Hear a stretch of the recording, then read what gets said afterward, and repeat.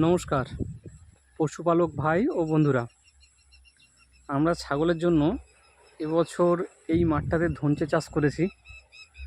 আমরা ধনচেটা দিয়েছিলাম চৈত্র মাসের একদম শেষের দিকে, দিয়ে আজকে আজকে জ্যৈষ্ঠের 2 তারিখ। গাছ দেখতে পাচ্ছেন, গাছ কেমন বড় হয়েছে। এই জায়গাটি রয়েছে মোট 15 কাঠা জায়গা রয়েছে। এই 15 কাঠা জায়গায় আমরা ধনচেটা দিয়েছিলাম। তো গাছের যা দেখা যাচ্ছে, বর্তমানে গাছের যা অবস্থা আমরা দেখতে পাচ্ছি, কাটিং করা যেতে পারে, তবে আরেকটু সময় দিলে খুবই ভালো হবে। এই যে একটা গাছ, এই গাছটার সাইডে তার ডাল মেলা শুরু করেছে, বা আমাদের এখানকার যদি ভাষায় বলি, এটাকে পঙ্গালি বলা হয়, যে সাইড পঙ্গালি মারা শুরু করেছে গাছটা, সাইডের ডাল মারা শুরু করেছে। এই যে সাইডের ডালগুলো মারা শুরু করেছে। তো এই গাছের যা গ্রোথ আছে, 1 মাসে, চৈত্রের শেষ পুরো বৈশাখটা ছিল, একটা মাস এর মধ্যে বৃষ্টি পেয়েছে। এরা প্রায় বৃষ্টি পেল মনে হয় 4 বার, 4 বার বৃষ্টি পেয়েছে। মধ্যখানে একবারের বৃষ্টিতে হয়েছিল প্রায় টানা 3 দিন বৃষ্টি হয়েছিল। অল্প অল্প, খুব ভারী বৃষ্টি হয়নি, মোটামুটি হয়েছিল, টানা 3 দিনের বৃষ্টি হয়েছিল। তাতেই গাছগুলো খুব দুর্দান্ত গাছ দাঁড়িয়েছে। গাছ দেখলে বোঝা যাচ্ছে, গাছের হাইট যা দেখা যাচ্ছে, মোটামুটি এরা খুব ভালো পরিস্থিতিতে রয়েছে। আমাকে একজন বলেছিল, হালকা যখন গাছটা দিয়েছিলাম, গাছটা প্রথম দিকে যখন বেরোলো ছোট ছোট হয়েছিল, গাছে খুব একটা গাছের বৃদ্ধি ছিল না। আমাকে একজন বলেছিল একটু সার দিতে, আমি কিছু দেইনি, এই অবস্থাতেই রেখে দিয়েছিলাম। আমি বলেছিলাম না, এমনিই হবে। তো এই বৃষ্টি পাওয়ার পরে গাছ খুব সুন্দর হয়ে গেছে। এই জায়গাটার গাছটা, এই জায়গাটার এই পজিশনের গাছটা সবচেয়ে বড় হয়েছে। ওই পজিশনের এই পজিশনের গাছটা,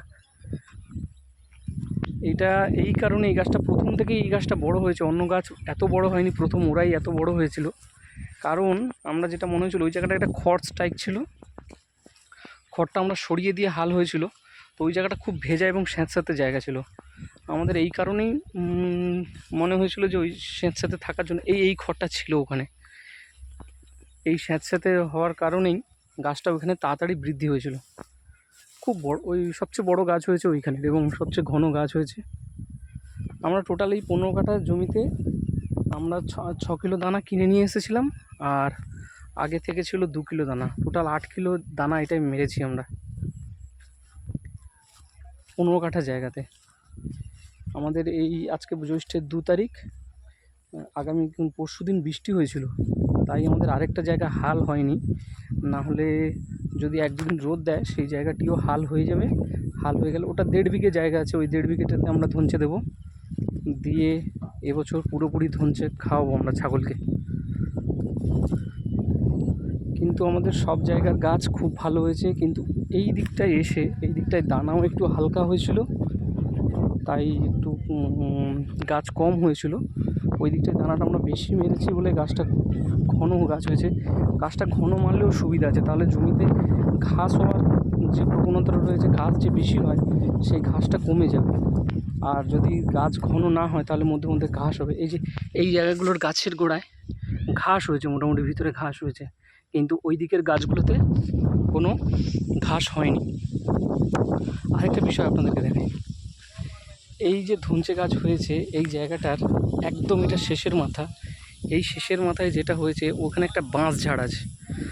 পুরো জায়গাটা সবসময় ছায়া থাকে, রোদ খুব কমই লাগে।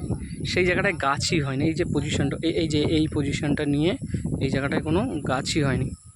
এই জায়গাটায় শুধুমাত্র এমনি ছোট ছোট অবস্থায় গাছ হয়ে রয়ে চলে গেছে। গাছটা হয়েছে এদিকটাই ভালো।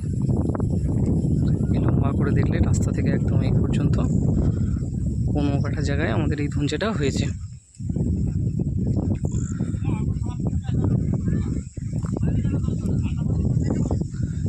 পরের জায়গাটা হাল হয়ে গেলে, হাল হওয়ার পরে দানা দেওয়ার সময় আমরা আপনাদেরকে একটা ভিডিও করে দেখাবো, যে আমরা কতটা দানা দিচ্ছি, সেটাতেও দেখতে পাবেন। ধন্যবাদ, সবাই ভালো থাকবেন, সুস্থ থাকবেন।